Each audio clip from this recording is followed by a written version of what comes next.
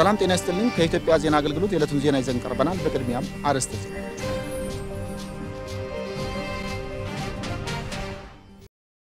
የኢትዮጵያ የማክሮ ኢኮኖሚ ማሻሻያ ስኬት አስመዝግቧል ሲሉ ፕሬዝዳንት ታዬ አጽቀሥላሴ ተናገሩ።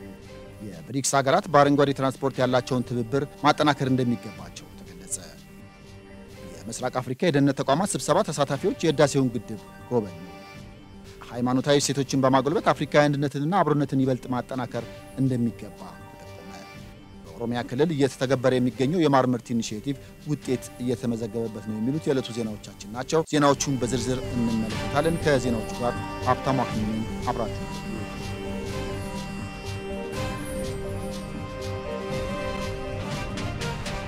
የኢትዮጵያ የማክሮ ኢኮኖሚ ማሻሻያ በአጭር ጊዜ ውስጥ አመርቂ ስኬት ማስመዝገቡን የኢፌዴሪ ፕሬዝዳንት ታዬ አጽቀሥላሴ ገለጹ። ለሁለት ቀናት የሚቆየው የኢትዮጵያ የፋይናንስ ፎረም በአዲስ አበባ ሳይንስ ሙዚየም በመካሄድ ላይ ነው። ፕሬዝዳንቱ በዚህ ወቅት እንዳሉት ከአንድ ክፍለ ዘመን በላይ እድሜ ያስቆጠረው የኢትዮጵያ ፋይናንስ ኢንዱስትሪ የሚፈለገውን ያህል እድገት ሳያስመዘግብ መቆየቱን አንስተዋል። በኢትዮጵያ የፋይናንስ ኢንዱስትሪ የነበሩ መሰናክሎችን ለማለፍም አካታችና ዘመኑን የዋጀ ስርዓት የሚፈጥር የማክሮ ኢኮኖሚ ማሻሻያ ተግባራዊ መደረጉም ተገልጿል። የተሟላ የማክሮ ኢኮኖሚ ማሻሻያ ተግባራዊ በተደረገ በአጭር ጊዜ ውስጥ አመርቂ ውጤት መመዝገቡንም አስረድተዋል። በቀጣይም የኢትዮጵያን የፋይናንስ ኢንዱስትሪ ወደ ዲጂታል ስርዓት ለማሸጋገር ቀጣይነት ያለው ስራ እንደሚጠይቅም አስገንዝበዋል። የኢትዮጵያ የፋይናንስ ፎረም ለዘርፉ አንገብጋቢ ችግሮች ምላሽና መፍትሄ አመላካች ምክረ ሀሳቦችን በመስጠት የግሉን ዘርፍ ለማነቃቃት ጉልህ ፋይዳ እንደሚኖረውም አስረድተዋል። የብሔራዊ ባንክ ገዢ ማሞ ምህረቱ በበኩላቸው የኢትዮጵያ ማክሮ ኢኮኖሚ ማሻሻያ ዓለም አቀፍ ድጋፍና እውቅና ማግኘቱን ጠቁመዋል።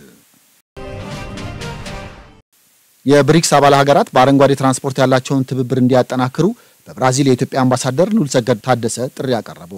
የብሪክስ የትራንስፖርት ሚኒስትሮች ስብሰባ በብራዚል መዲና ብራዚሊያ ተካሂዷል። ኢትዮጵያ በስብሰባው ላይ በትራንስፖርት ዘርፍ ያስመዘገባቻቸውን ለውጦች አቅርባለች።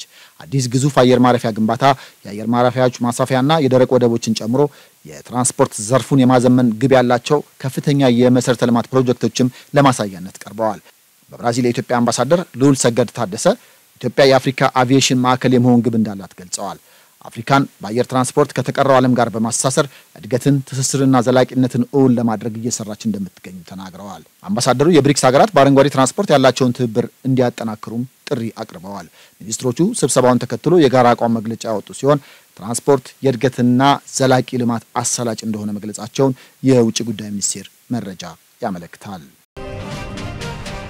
የምስራቅ አፍሪካ የደህንነት ተቋማት ስብሰባ ተሳታፊዎች የህዳሴውን ግድብ ጎበኙ። በመረጃ ትብብር የቀጣናውን ደህንነት ማጠናከር በሚል መሪ ሐሳብ በአዲስ አበባ የተካሄደው የምስራቅ አፍሪካ የደህንነት ተቋማት ስብሰባ በስኬት ተጠናቋል። የስብሰባው መጠናቀቁን ተከትሎ የምስራቅ አፍሪካ የደህንነት ተቋማት ተሳታፊዎች ታላቁ የኢትዮጵያ ህዳሴ ግድብን ጎብኝተዋል። ምክትል ዳይሬክተር ጀነራል ታዜር ገብረ እግዚአብሔር በዚህ ወቅት እንዳሉት የግድቡ ግንባታ ወደ መጨረሻው ምዕራፍ በመድረሱ የስብሰባው ተሳታፊዎች እንዲያዩት መደረጉን ነው ያመለከቱት። ጉብኝቱ ኢትዮጵያ ብቻ ሳትሆን ሌሎች አፍሪካ ሀገራትም ከተባበሩ ሜጋ ፕሮጀክቶችን መገንባትም ሆነ መፈጸም እንደሚችሉ ያሳየ መሆኑን ገልጸዋል። የጉባኤው ተሳታፊዎች የታላቁ ህዳሴ ግድብን መጎብኘታቸው በግድቡ ዙሪያ የሚነዙ የሐሰት መረጃዎችን ለማጥራትና ሌላው ማህበረሰብ እውነታውን እንዲረዳ ለማድረግ ያስቻለ ተግባር መከናወኑን ገልጸዋል። ተሳታፊዎች የታላቁ ህዳሴ ግድብን ጨምሮ በአዲስ አበባ ከተማ የተከናወኑ የልማት ስራዎች መጎብኘታቸውን ጠቁመዋል። ግድቡን ከጎብኙት መካከል ረዳት ፕሮፌሰር ቴርቶንጊግ ማጆክ እንደገለጹት የታላቁ ህዳሴ ግድብ ከቀጠናዊ ትብብር አኳያ ትልቅ ፋይዳ አለው። ይህ ታላቅ ስራ በመሆኑም ለኢትዮጵያ መንግስትና ህዝብ እንኳን ደስ አላችሁ ብለዋል። የታላቁ ህዳሴ ግድብን ሙሉ በሙሉ ለማጠናቀቅ ግንባታው እየተከናወነ መሆኑን መመልከታቸውንም ነው ጎብኚዎቹ የተናገሩት። ሃይማኖታዊ ሴቶችን ለማጎልበት አፍሪካ አንድነትንና አብሮነትን ይበልጥ ለማጠናከር ሚናችንን እንወጣለን ሲሉ የተለያዩ የአፍሪካ የሃይማኖት አባቶች ገለጹ። ናይጄሪያዊ የሃይማኖት አባትና የሽምግልና ማዕከል መስራች አምባሳደር ዶክተር ጄምስ ሞቨል እንደሚሉት የሃይማኖት አባቶች በአህጉሪቷ ዘላቂ ሰላምን በሚያሰፍኑና የህዝቦች አብሮነትን ሊያጎለብቱ በሚችሉ ትምህርቶች ላይ ማተኮር ይገባል።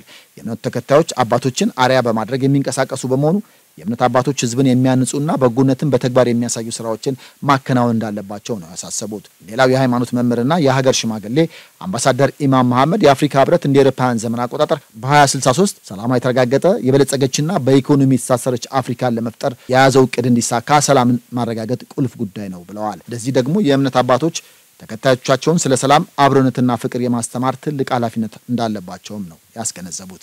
ከጥላቻ ይልቅ ፍቅርን፣ ከመለያየት ይልቅ አንድነትን፣ ከግል ይልቅ የጋራ የሚለውን በማጉላት በበቂ ሁኔታ ግንዛቤ መፍጠር በሚችሉ ጉዳዮች ላይ ማተኮር ይገባል ብለዋል።